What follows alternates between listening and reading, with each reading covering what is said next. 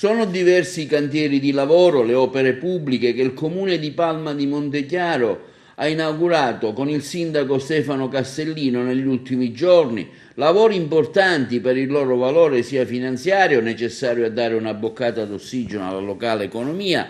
che per motivi occupazionali e anche per il miglioramento della città. Tra le opere inaugurate, la posa della prima pietra della scuola Guazelli Livatino, finanziati circa 840.000 euro per lavori di efficientamento energetico, pulitura del canale di Gronda, finalizzato alla mitigazione del rischio idrogeologico di esondazione, un lavoro finanziato dalla Protezione Civile della Regione Siciliana per un valore contrattuale di 435.000 euro e la sistemazione delle vie Galimberti tra la via Cilea e Mattarella. Questo è l'ennesimo cantiere che grazie a Dio riusciamo ad aprire nella nostra città in questi quasi 4 anni. È l'ennesima tappa di un percorso lungo nel quale abbiamo servito e serviamo con orgoglio la città. Questo, come bene diceva, è un intervento di protezione civile nel quale intervento io sono stato delegato come soggetto attuatore da parte della Regione Siciliana e dall'allora dirigente Foti, che era il direttore generale della Protezione Civile. È un intervento importante che rientra tra quegli interventi dovuti alla calamità del novembre 2018. Questo intervento prevede appunto la pulitura del canale di Gronda, che è un'opera che è essenziale per mettere in protezione il centro abitato. Parliamo di un intervento che la città attende da più di 30 anni. Considerate che quest'opera è degli anni 80, credo, la realizzazione di quest'opera, e che necessitava evidentemente una pulitura per regimentare e convogliare le acque piovane, le acque meteorologiche nel modo corretto, onde evitare smottamenti o problemi di natura idrogeologica. Questo intervento, che verrà portato avanti dalla ditta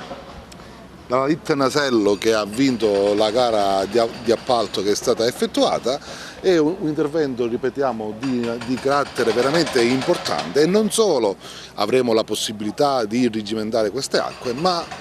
dove, come proprio in questa viabilità dove ci troviamo, venisse a mancare, come cosa che abbiamo già accertato oggi, anche una parte della rete fognante, verrà completata e messa a regime con tutto il sistema.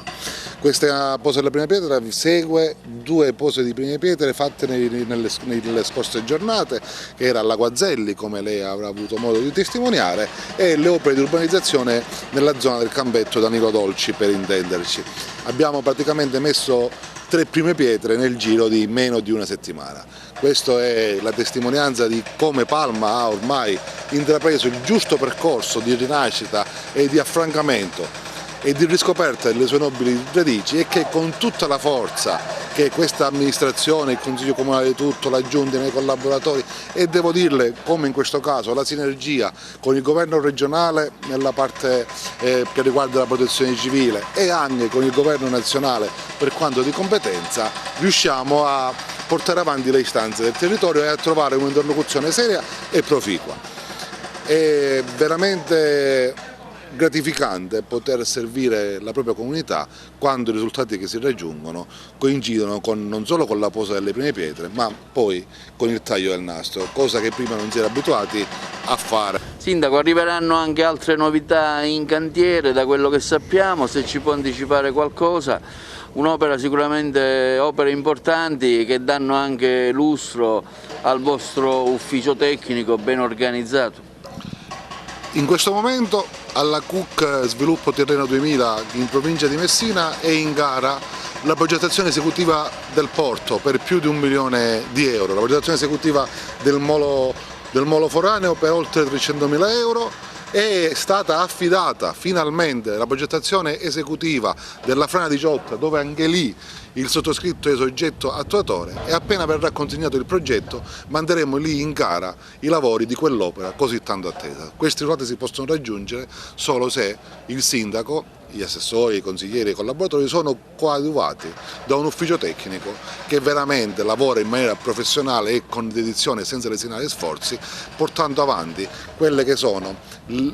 i progetti e la visione dell'amministrazione. Solo così tutto ciò si può realizzare come mai fatto nella storia di Palma. Niente, io volevo aggiungere quanto detto dal sindaco, che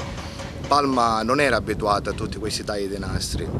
e questa amministrazione in 3 anni ha tagliato molti nastri